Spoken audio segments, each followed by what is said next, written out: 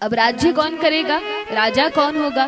बिना राजा के तो सर्वत्र भ्रष्टाचार हो जाएगा, अनाचार होगा, चोरी इत्यादि सब कुकृत्य होने लगेंगे।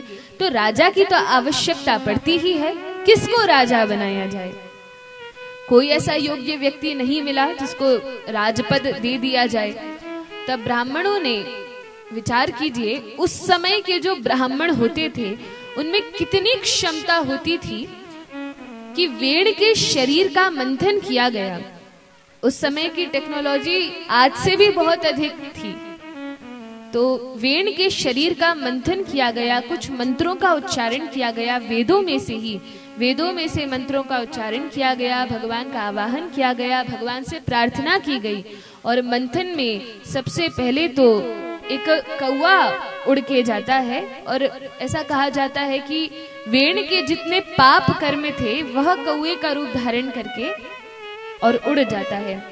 और तब फिर से मंथन किया गया, तब अर्ची और पृथु महाराज का जन्म होता है। यह पृथु भगवान साक्षात भगवान कृष्ण की ही अंशावतार हैं, जो कि पृथ्वी का कल्याण करने के लिए प्रकट होते हैं। बोलिए पृथु भगवान की जय। पृथु महाराज इतना सुंदर शासन करते हैं कि उन्हीं के नाम पर इस धरती का नाम, पृथु महाराज के नाम पर पृथ्वी, यह नाम इस धरती का होता है। तो पृथु महाराज शासन करने लगते हैं। सारी प्रजा एक दिन आती है और प्रजाजन कहते हैं कि महाराज देखिए, वेण के राज्य में पृथ्वी ने अन्न का उत्पादन कम कर दिया और हमारे खेतों को हम जोतते हैं, हल चलाते हैं, लेकिन अन्न ही प्रकट नहीं होता। देखिए हमारे पेट पीठ से लग गए हैं, इतने दुबले हो गए हैं, शरीर में मांस तो बचा ही नहीं है, हड्डी ही हड्डी रह गई है, खाने के लिए कुछ नहीं है, जल नहीं है। अब बताइए ऐसी दशा में हम कैसे जीवित रह सकते हैं? तब पृथु महाराज ने कोप किया, पृथ्वी पर कोप किया कि पृथ्वी देवी, आपका तो धर्म है कि आप प्रजा के लिए अन्न का उत्पादन करें, आप क्यों अन्न प्रदान नहीं करती?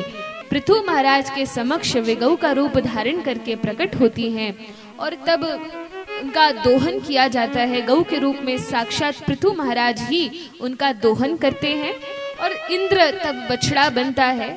फिर वर्णन है कैसे पृथ्वी से खूब अन्न का उत्पादन होता है, सभी प्रजा संतुष्ट होती है। पहले के समय में ऐसा विभाजन नहीं था, गांव, शहर या अलग अलग राज्य, अलग अलग देश, ऐसा विभाजन पहले नहीं था।